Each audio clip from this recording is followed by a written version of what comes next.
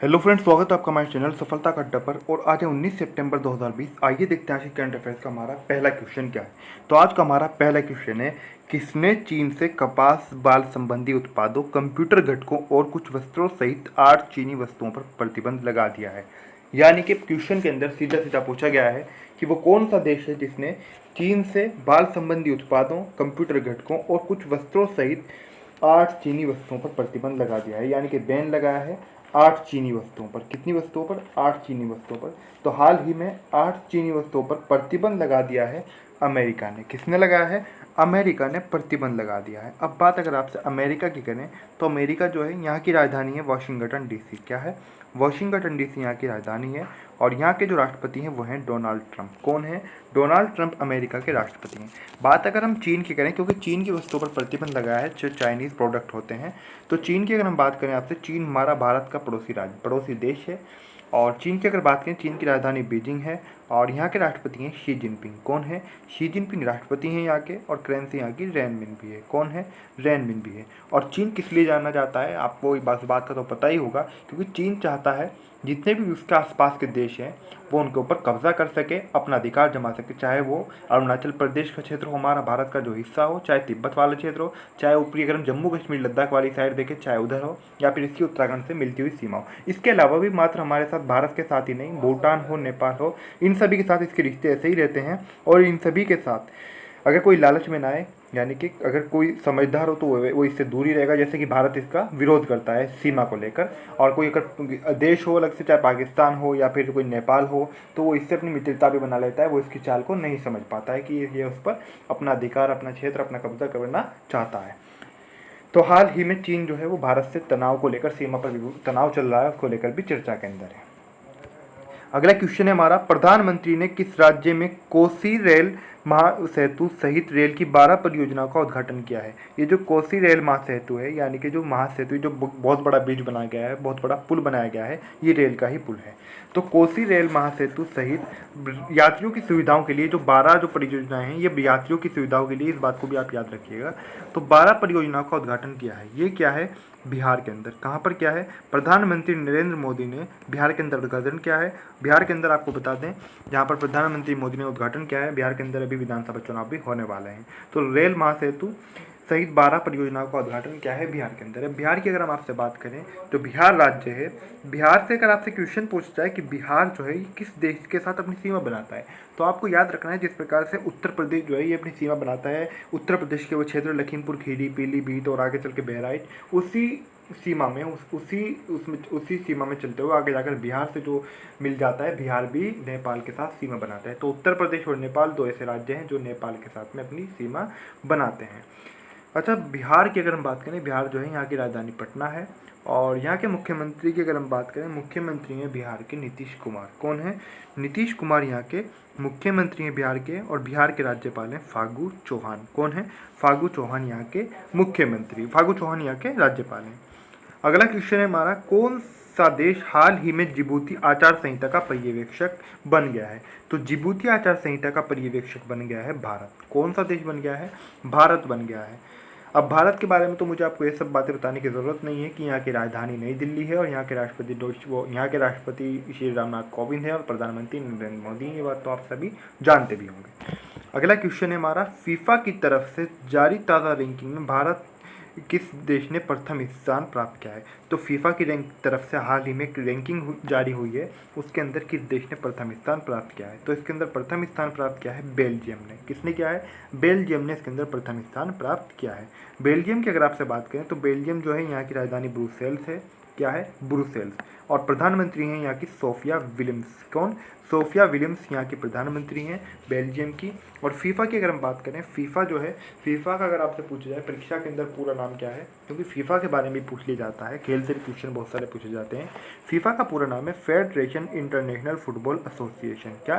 Federation international football association. कुछ student क्या करते हैं, वो अधिकतर क्रिकेट पर ध्यान देते हैं कि क्रिकेट से क्वेश्चन पूछ जाएंगे। हालांकि ऐसा नहीं है, टेनिस हो या कोई सा भी खेल हो, हॉकी हो, किसी भी खेल से कहीं से भी किसी भी तरह का क्वेश्चन आपसे परीक्षा के अंदर पूछा जा सकता है। एक भी पूछा जा सकता है, दो भी और तीन भी, इस तरह पहले भी हुआ है क्वेश्चन, कई क्वेश्चन भी खेल से भी पूछे गए हैं परीक्षाओं के अंदर।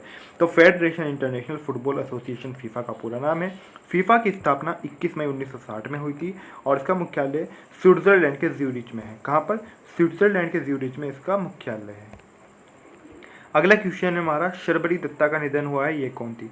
तो आपको बता दें, शर्बरी दत्ता हाल ही में इनका निधन हो गया है। ये एक प्रसिद्ध फैशन डिज़ाइनर थी। कौन थी? प्रसिद्ध फैशन डिज़ाइनर थी शर्बरी दत्ता, इनका निधन हो गया है। अगला क्वेश्चन है हमारा, विश्व बैंक के ताज़ा वार्षिक ह्यूमन कैपिटल इंडेक्स 2020 में भारत को कौन सा स्थान मिला है? तो अभी का जो ताज़ा जो वार्षिक जो इंडेक्स जारी हुआ है उसके अंदर ह्यूमन कैपिटल इंडेक्स 2020 के अंदर भारत को स्थान मिला है 116वां। कौन सा स्थान मिला है? 116वां स्थान मिला है भारत को। अगला क्वेश्चन है हमारा, उस अगले क्वेश्चन पर बढ़ने से पहले विश्व बैंक की ये ताज़ा रैंकिंग थी, विश्व बैंक जो वार्षिक ह्यूमन कैपिटल इंडेक्स है। तो विश्व बैंक की अगर हम आपसे बात करें, क्योंकि विश्व बैंक से भी क्वेश्चन पूछ लिए जाते हैं, जो अंतर्राष्ट्रीय संस्थाएं होती हैं, चाहे वो यूएनओ हो या फिर विश्व बैंक हो, यूनेस्को, कोई भी हो।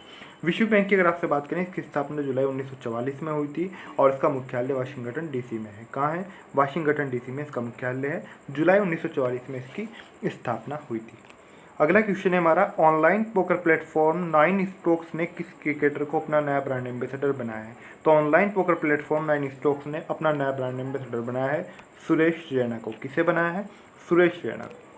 अगला क्वेश्चन है हमारा, किस राज्य में 5 बाइक एम्बुलेंस का शुभारंभ किया गया है? तो 5 बाइक एम्बुलेंस का शुभारंभ किया है राजस्थान के अंदर। कहाँ पर? राजस्थान के अंदर शुभारंभ किया गया है और राजस्थान के स्वास्थ्य मंत्री के द्वारा इनका शुभारंभ किया गया है। ये इनका जो फिलहाल परीक्षण किया जाएगा, जो इन एम्बुलेंस को चलाया जाएगा, वो राजस्थान के प्रमुख शहरों के अंदर इनका संचालन किया जाएगा।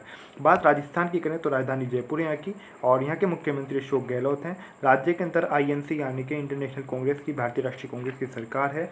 और राज्यपाल की अगर हम बात करें, राज्यपाल हैं राजस्थान के कलराज मिश्र। कौन है? कलराज मिश्र। अगर राजस्थान से क्वेश्चन पूछा जाए कि राजस्थान अपनी किस देश के साथ में सीमा बनाता है, यानी कि वो कौन सा देश है जिसके साथ में राजस्थान सीमा बनाता है, तो राजस्थान पाकिस्तान के साथ में अपनी सीमा बनाता है। ये बात आपको याद रखनी है। जो पाकिस्तान का जो नीचे वाला क्षेत्र है, जैसे कि अगर हम ऊपरी क्षेत्र की बात करें तो ऊपरी क्षेत्र जो है वो पंजाब, जम्मू कश्मीर से अपनी सीमा बनाता है। उसी प्रकार से नीचे से पाकिस्तान सीमा बनाता है, उसका जो क्षेत्र चलता है ये राजस्थान, और नीचे जाकर हम कहें कि गुजरात का जो कच्छ वाला क्षेत्र, जो रेगिस्तानी एरिया है, वहाँ पर उसका एंड हो जाता है और यहाँ पर ये राजस्थान के साथ में सीमा बनाता है।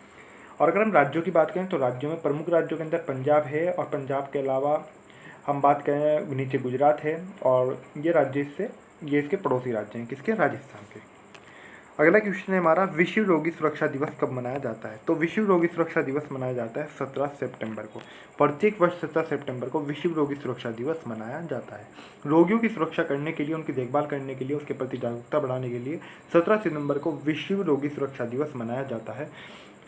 अगला क्वेश्चन है हमारा, किस देश ने UAE और बहरीन के साथ राजनयिक संबंधों को सामान्य बनाने वाले अब्राहम अकॉर्ड समझौतों पर हस्ताक्षर किए हैं? आपसे क्वेश्चन ऐसे भी पूछा जा सकता है कि अब्राहम अकॉर्ड क्या है, या फिर ऐसे भी पूछा जा सकता है कि अब्राहम अकॉर्ड के माध्यम से कितने देशों के बीच समझौता हुआ है, या फिर किस देश ने किन देशों के बीच कितने देशों के साथ समझौता किया है। खासकर UPSC हो, रेलवे हो, SSC हो विशेषकर। इसके अलावा ऐसा नहीं है कि ये आपके कांस्टेबल लेवल के एग्जाम के अंदर या पटवारी के अंदर नहीं पूछा जा सकता, वहाँ पर भी बिल्कुल पूछा जा सकता है, लेकिन खासकर SSC, रेलवे और UPSC के अंदर विशेषकर इस क्वेश्चन को पूछा जा सकता है, पूरी संभावना है।